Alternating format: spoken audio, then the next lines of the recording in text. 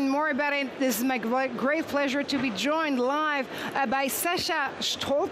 You're the Director of Innovation at the City of Amsterdam. And actually, Sacha, Amsterdam is often seen as a pioneer when it comes to building more resilient future for a city, but also thinking sustainably, in a sustainable way, and monitoring what we call smart urban planning.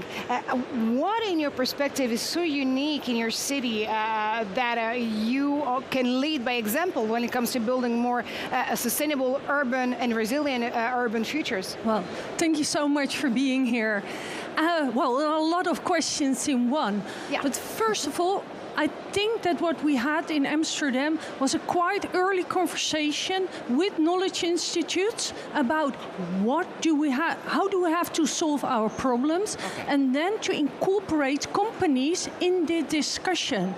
Well, instead of keeping them away from the vulnerable discussion, because in the end, it are companies who will have the solutions, we have to buy them, and in the middle, we have to require new data and new insights so we can actually change, well, it's called system change, our procurement, and then we can buy solutions which fits our city and which helps to create new knowledge but also new business cases. So this is definitely a proof of concept you're trying to make here, while again trying to build those more resilient urban cities. I do understand that you are integrating climate adaptation, circular economy, digital tools.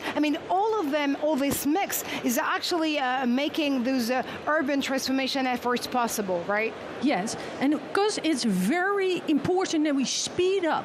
So what we did is not look as maintenance, for instance, as a cost post, but we said it is an investment moment to build back better and to incorporate all these assignments into what looked like a simple maintenance assignment. But in the end, it will be your ground floor for innovation, because that's where the test bed is. And then you'll have a prototype, and when you have a prototype, you have a really working thing. And if you have a really working thing, people can see that there are better solutions.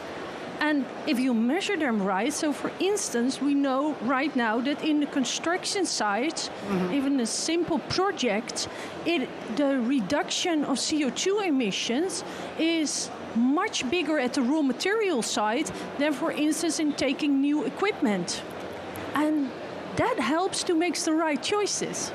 And the reason why it works is actually that you're not only bringing a tech to the table, it's only about bringing discussions in between policymakers, citizens, of course, innovators. How do you make this conversation super smooth?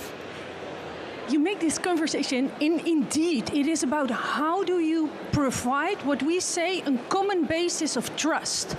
You have to focus on trust, and you even have to create a role for that. We call this role the mediator of innovation.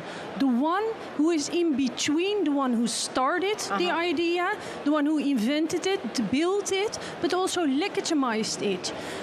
Because they speak different languages. If you start talking with the constructor, he talks in completely different language than, for instance, somebody of a knowledge institute or somebody of the government, and they're looking for different standards. Yeah.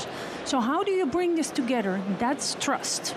Absolutely. Again, trust is everything in this world. So you know that this year at Viva Tech, cities are exploring to reinvent themselves through technology. And again, it's not only about tech this time. Do you have one advice to a city that would go the Amsterdam way? Well, take in consideration, am I the one who can take the role of mediator of innovation, or do I have to bring one in?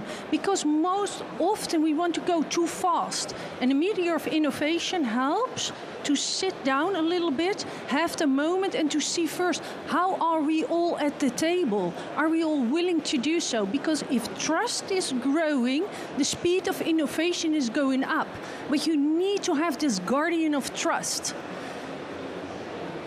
You have the base, on the basis of trust, you can actually build more on innovation and efficiency. Thank you so much, Sacha, for being with us today on the show. And that's all we have time for, but do stay tuned. More to come here on Breaking Tech.